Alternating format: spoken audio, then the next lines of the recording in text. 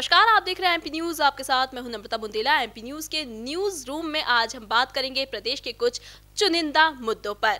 जैसा कि आमतौर पर देखा जाता है कि जब भी कोई चुनाव नजदीक होता है तो सियासी गलियारों में अलग अलग रंग, अलग अलग नजारे देखे जाते हैं। तो अब जब लोकसभा चुनाव बेहद नजदीक आ चुका है तो इस फागुन के महीनों में नेता और कार्यकर्ता पानी की बौछार से नहीं बल्कि बयानों की बौछार से एक दूसरे को भिगो रहे हैं। सबसे पहले हम बात करेंगे राजधानी भोपाल की। जी हाँ, जैसा कि सुना गया है कि पूर्व मुख्यमंत्री दिग्विजय सिंह जो हैं वो 16 सालों के बाद कोई चुनाव लड़ने जा रहे हैं। राजधानी भोपाल के मिंटो हॉल में एक कार्यक्रम आयोजित किया गया था जिसमें मुख्यमंत्री कमलनाथ ने भोपाल लोकसभा सीट से दिग्विजय सिंह के नाम का ऐलान कर दिया है। तो क्या है ये पूरा मामला, जानेंगे संदीप मीणा से। जी बिल्कुल नम्रता, आपने ये बात सही कही है कि पूर्व मुख्यमंत्री दिग्विजय सिंह 16 साल बाद कोई मध्य प्रदेश में अपना चुनाव लड़ने वाले हैं। और मैं बताना चाहूँगा कि 2003 में दिग्विजय सिंह ने मध्य प्रदेश की विधानसभा चुनाव को लड़ा था और उसके बाद उनको वहाँ से सत्ता गंवानी पड़ी, जिसको लेकर उन्होंने फैसला किया था कि वे कोई चुनाव नहीं लड़ेंगे आने वाले 10 सालों तक। और ऐसे में ही अब उन्होंने लोकसभा चुनाव लड़ने का फैसला लिया है। और उनके इस फैसले के बाद लगातार ये चर्चाएं जोरों पर थी कि दिग्विजय सिंह किस सीट से चुनाव लड़ेंगे। और ऐसे में इंदौर और भोपाल 2 सीटें मानी जा रही थी जहां से दिग्विजय सिंह को चुनाव लड़ाया जाना था। और ऐसे में सीएम कमलनाथ ने ये ऐलान किया। मिंटो हॉल में पत्रकारों से चर्चा के दौरान उन्होंने आज होली मिलन समारोह के उपलक्ष्य में सभी पत्रकारों को बुलाया और वहां पर उन्होंने बातों ही बातों में ये ऐलान किया है कि पूर्व मुख्यमंत्री दिग्विजय सिंह भोपाल की सीट से चुनाव लड़ेंगे। मैं बताना चाहूँगा कि भोपाल की संसदीय सीट बीजेपी का 30 सालों से किला रहा है। 1984 के बाद लगातार भाजपा यहाँ पर एक के बाद एक अपनी जीत दर्ज करती गई है। और ऐसे में इस किले को सेंध लगाने के लिए दिग्विजय सिंह ने यहाँ पर चुनाव लड़ते हुए नजर आएंगे और सीएम कमलनाथ ने ये बड़ा दांव खेला है। तो कहीं ना कहीं मैं बताना चाहूँगा कि इसके पीछे एक बड़ी रणनीति भी है। अगर हम समीकरणों को समझें तो अगर दिग्विजय सिंह चुनाव लड़ते हैं तो ऐसे में 2 समीकरण यहाँ पर नजर आते हैं कि अगर वो चुनाव लड़ेंगे और अगर जीतते हैं भोपाल सीट से तो एक बड़े प्रभावी नेताओं के तौर पर वो उभर के आएंगे और केंद्र में उनकी दखल होगी। और केंद्र में अगर दखल बढ़ेगी तो जाहिर सी बात है कि मध्य प्रदेश में भी उनका प्रभाव बढ़ेगा। और ऐसे में ज्योतिरादित्य सिंधिया और सीएम कमलनाथ से उठकर दिग्विजय सिंह ऊपर आएंगे।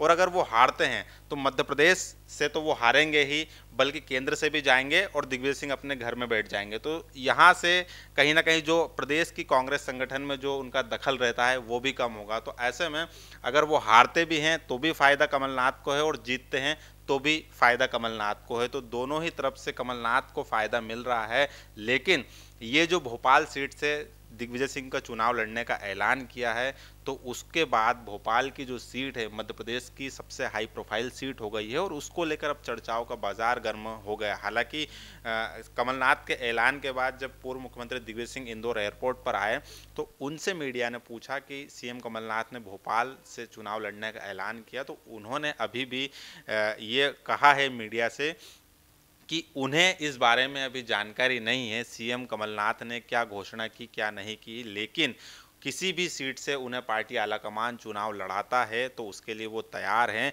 और जो केंद्रीय कांग्रेस की कमेटी है, चुनाव कमेटी तय करेगी, वही उनका फैसला होगा और उसी सीट से वो चुनाव लड़ेंगे। तो अभी भी कहीं ना कहीं भले ही सीएम कमलनाथ ने भोपाल से चुनाव लड़ने की घोषणा कर दी हो दिग्विजय सिंह की, लेकिन दिग्गी राजा के बयान के बाद अभी भी ये सस्पेंस कहीं ना कहीं बरकरार है कि आखिर औपचारिक रूप से घोषणा होती है तो दिग्विजय सिंह किस सीट से चुनाव लड़ेंगे।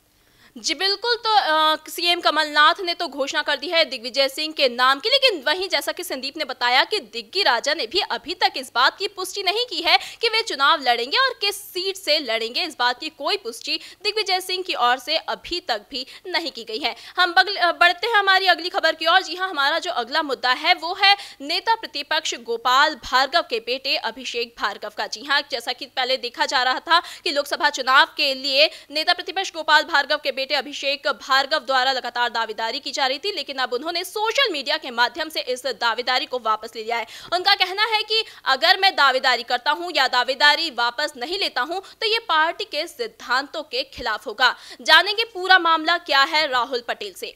देखिए नम्रता, जिस प्रकार से एक सोशल मीडिया वॉर चल रहा है, नेताओं की जो बयानबाजियों से लेकर नेताओं की जो प्रतिक्रिया हैं वो आज की तारीख में एक सोशल मीडिया एक प्लेटफॉर्म हो गया जहाँ पर वो आए दिन लगातार प्रतिक्रियाएं देते हैं। बात करते हैं अपने मुद्दे की, तो जो जिस प्रकार से लोकसभा चुनाव की जो टिकटों के लेकर एक रायशुमारी हो रही थी, या कहें कि गोपाल भार्गव जिस प्रकार की लॉबिंग कर रहे थे अपने बेटे अभिषेक भार्गव के लिए, तो कहीं ना कहीं अब उस पर सस्पेंस खत्म होता हुआ नजर आ रहा है। कारण यह है कि बीते दिनों नरेंद्र मोदी ने एक ब्लॉग लिखा था और ब्लॉग में लिखा था कि जिस प्रकार से वंशवाद है वो वंशवाद पार्टी में नहीं होना चाहिए, और वंशवाद पर कुठारघात करते हुए उन्होंने पहले भी कहा है कि भारतीय जनता पार्टी की नींव ही इसी बात पर रखी गई थी कि वंशवाद के खिलाफ है। तो ऐसे में उन्होंने मोदी ने अपने ब्लॉग, एक जो सिंगल ब्लॉग लिखा है उससे कई निशाने साध दिए हैं। नम्रता, जिस प्रकार से तमाम जो बड़े हैं, चाहे वो हम मध्य प्रदेश की राजनीति की बात करें, देश की राजनीति की बात करें, तमाम वो बड़े चेहरे अपनी राजनीति के जिस समय उस पड़ाव में 75 प्लस वाली जिस पड़ाव में है, वहाँ से ये अंदाज़ा लगाया जा रहा है कि हम अपने बेटे को चुनाव में आगे करें। तो लगातार नेता प्रतिपक्ष गोपाल भार्गव अपने बेटे की लॉबिंग कर रहे थे, लेकिन पीएम मोदी के ब्लॉग के बाद कहीं ना कहीं बैकफुट पे नजर आ रहे थे। और मैं बात करूं भोपाल के दौरान जब उन्होंने चर्चा की थी, अभिषेक भार्गव भी जिस दौरान भोपाल में बैठक थी उस दौरान उन्होंने मीडिया से मुखातिब होते ये तब भी स्पष्ट किया था कि यदि भारतीय जनता पार्टी में परिवारवाद को लेकर कोई सवाल पैदा होता है, सवाल उठता है, तो वो अपनी दावेदारी वापस ले लेंगे। यानी साफ तौर पर उनका ये कहना था कि मैं कार्यकर्ता के तौर पर मुझे आप चुनाव में मैं उम्मीदवार बनाइए। 2004 से लेकर 2014 तक लगातार मैंने लोकसभा चुनाव में काम किया है, तो मुझे एक कार्यकर्ता के तौर पर चुनिए, आप नेता पुत्र होने के नाते मत चुनिए। यदि नेता पुत्र होने के नाते आप चुन रहे हैं तो मेरी दावेदारी में वापस लेता हूं। यानी साफ तौर पर उन्हें भी ये पता है या इस बात का इल्म हो गया है कि उनका नाम जो है वो टिकट सूची में नहीं आने वाला है, और लिहाजा उन्होंने पहले ही, बाद में किरकिरी हो उसके पहले ही अपने नाम को वापस लेने इसके घोषणा से एक तीर से दो निशाने किए। एक तो सिंपैथी भी आ जाएगी पार्टी में कि हाँ देना चाहिए टिकट क्योंकि अच्छा कार्यकर्ता है और नेता पुत्र भी है। वहीं दूसरी ओर अगर हम बात करें तो ये भारतीय जनता पार्टी में कम चलता है। बहुत कम ऐसे नेता होते हैं जो अपने बेटे को स्थापित कर पाते हैं। लेकिन इन दिनों अगर हम कोई भी पार्टी की बात करें, चाहे बीजेपी हो, कांग्रेस हो, हर जगह वंशवाद हावी है, कहीं ज्यादा तो कहीं कम। लेकिन कोई भी पार्टी वर्तमान में वंशवाद से अछूती नजर नहीं आ रही है। जी बिल्कुल, वंशवाद से अछूती नजर नहीं आ रही है कोई भी पार्टी, क्योंकि लगातार देखा जा रहा है कि कोई भी वरिष्ठ नेता अपने पुत्र को आगे लाने की कोशिश जरूर करता है राजनीति में, और जाहिर सी बात है अपने पुत्र के लिए सबसे पहले सोचा जाता है। लेकिन इसी बात को लेकर जब अभिषेक भार्गव का नाम आया तो अभिषेक भार्गव ने अपनी दावेदारी वापस ले ली है। और अब हम बात करेंगे अपने अगले मुद्दे पर। जी हाँ, जैसा कि देखा गया है कि राजधानी भोपाल से दिग्विजय सिंह का नाम आगे आया है, तो इस बार बार सुना जा रहा है कि मुकाबला जो है कांटे की टक्कर का है। जैसा कि देखा गया था विधानसभा चुनाव में भी मध्य प्रदेश की राजनीति में कांग्रेस ने में सत्ता में वापसी की है, और जहां तक उम्मीद की जा रही थी कि बीजेपी का गढ़ कहा जा रहा था मध्य प्रदेश, लेकिन वहीं एकदम से जब विधानसभा के नतीजे आए तो सत्ता पलट हो गया और मध्य प्रदेश की सीट पर कांग्रेस की सत्ता काबिज हो गई है। और अब वहीं जब राजधानी भोपाल की लोकसभा सीट पर दिग्विजय सिंह का नाम सामने आया तो अब भाजपा पार्टी भी लगातार कोशिशों में जुटी है कि दिग्विजय सिंह की टक्कर में किसका चेहरा वो सामने लाए, और क्या है पूरा मामला, किसका चेहरा सामने ला सकती है, क्या क्या उम्मीद जताई जा रही है बीजेपी की तरफ से, जानेंगे पूरा मामला संदीप मीणा से। जी बिल्कुल नम्रता, जैसे कि हम सब जी जानते हैं कि मध्य प्रदेश की जो भोपाल सीट है उसको लेकर पिछले कई दिनों से सियासी मंथन हो रहा है कि आखिर किस कैंडिडेट को उतारा जाए, और तमाम जो दावेदार हैं वो टिकट को लेकर दावेदारी कर रहे हैं। पूर्व मुख्यमंत्री बाबूलाल गौर की बात की जाए, या महापौर आलोक शर्मा की बात की जाए, या वर्तमान सांसद आलोक संजर की बात की जाए, या फिर कृष्णा गौर की बात की जाए, या फिर उमा शंकर गुप्ता की बात की जाए, तमाम नेता टिकट की दावेदारी है, टिकट की ताल ठोक रहे हैं भोपाल सीट से लड़ने को लेकर। लेकिन जैसे ही पूर्व मुख्यमंत्री दिग्विजय सिंह के चुनाव लड़ने का कांग्रेस ने ऐलान किया, यानी कि कमलनाथ ने ये घोषणा की, या कह सकते हैं कि प्रत्याशी उन्हें घोषित किया है, उसके बाद से अब बीजेपी के खेमे में खलबली का माहौल देखा जा रहा है, क्योंकि बीजेपी लगातार इंतजार कर रही है कांग्रेस के पत्ते खोलने के। कांग्रेस किस तरीके से भोपाल सीट पर अपने प्रत्याशियों का ऐलान करती है, उसके बाद ही बीजेपी भी है भोपाल सीट पर अपने कैंडिडेट को उतारेगी। और इसीलिए जो पहली लिस्ट जारी की गई है उसमें भोपाल सीट को होल्ड पर रखा गया है। तो कहीं ना कहीं दिग्विजय सिंह के चुनाव के ऐलान के बाद अब बीजेपी की तैयारी है कि वो भोपाल सीट से नरेंद्र सिंह तोमर को उतार सकती है, क्योंकि अगर बात करें केंद्रीय मंत्री नरेंद्र सिंह तोमर की, तो ग्वालियर में उनकी जो लोकप्रियता है या फिर जनता में आक्रोश देखा जा रहा है और विधानसभा चुनाव के परिणाम को देखा जाए तो ग्वालियर में बीजेपी को कोई खास सफलता हाथ नहीं लगी।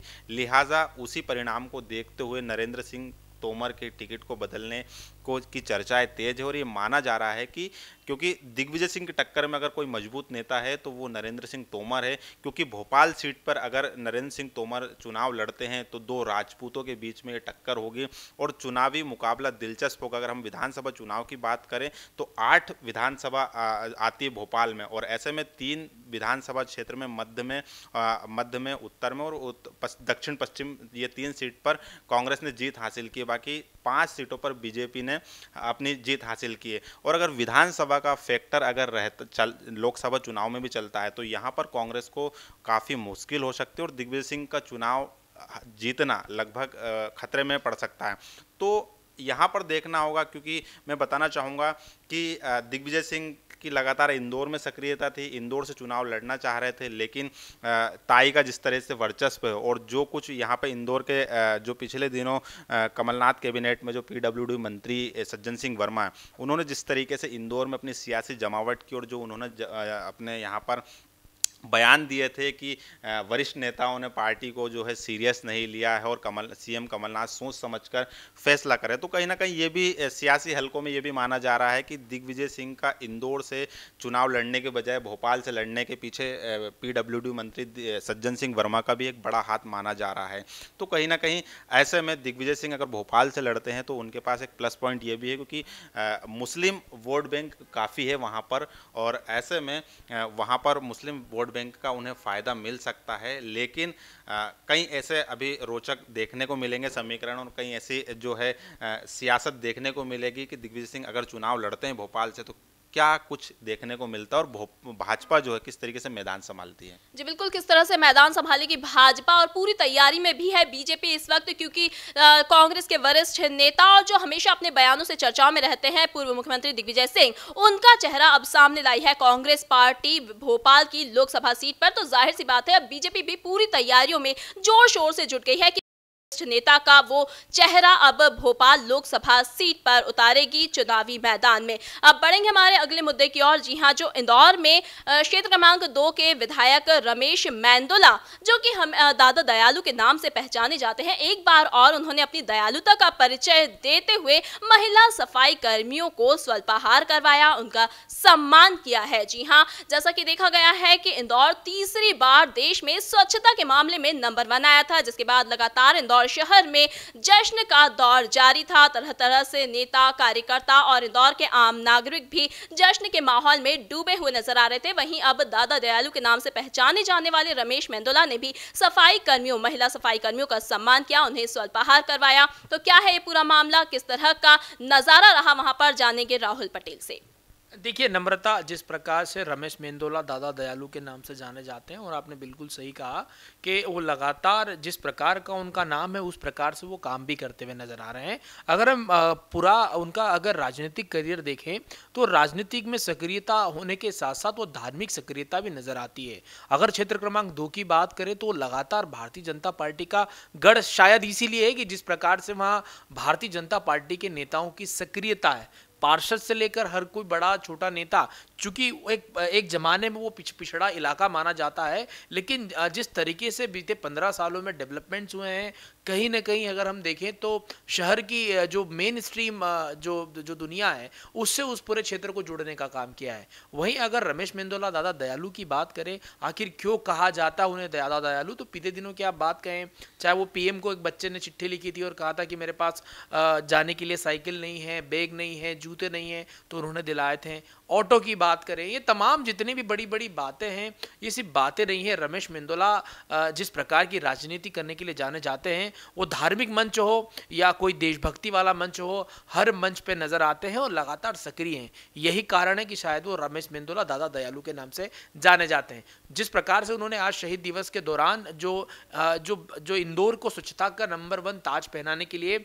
जो स्वच्छता सेनानी है, जो महिलाएं हैं, जो मातृशक्ति है, जिन्होंने दिन रात मेहनत करके इंदौर को नंबर 1 लाए हैं, उनका जिन्होंने सम्मान किया। और सम्मान ही नहीं किया, जहां तक देखा जाता है कि नेता विधायक सिर्फ एक फॉर्मेलिटी पूरी करने के हिसाब से किसी कार्यक्रम में शिरकत करते हैं, लेकिन रमेश मेंदोला के केस में ऐसा नहीं था। रमेश मेंदोला खुद स्वल्पाहार की जो सामान था, जो बाकी सारी तस्करियां थी, वो हाथ में लिए एक के बाद एक महिला को कहीं ना कहीं स्वल्पाहार देते हुए नजर आए। यानी साफ तौर पर रमेश मेंदोला का जो दादा विधायक है, उनका दयालु अवतार नजर आया। और इसी को लेकर अब चर्चाएं घर में कि आखिर जिस प्रकार की उनकी सक्रियता है, जिस प्रकार से वो राजनीति में रहते हैं, शायद यही कारण है कि वो लोगों के दिलों में बसते हैं। और शायद ये भी कारण रहा है कि भारतीय जनता पार्टी उन्हें लगातार वहां से टिकट दे रही है और चुन के आ रहे हैं। और एक और बात ये भी है कि सबसे ज्यादा मतों से जीतने का जो रिकॉर्ड है वो भी उनके ही नाम है। तो ये सब जो मैं तमाम आपको आंकड़े बता रहा हूँ, चीजें बता रहा हूँ,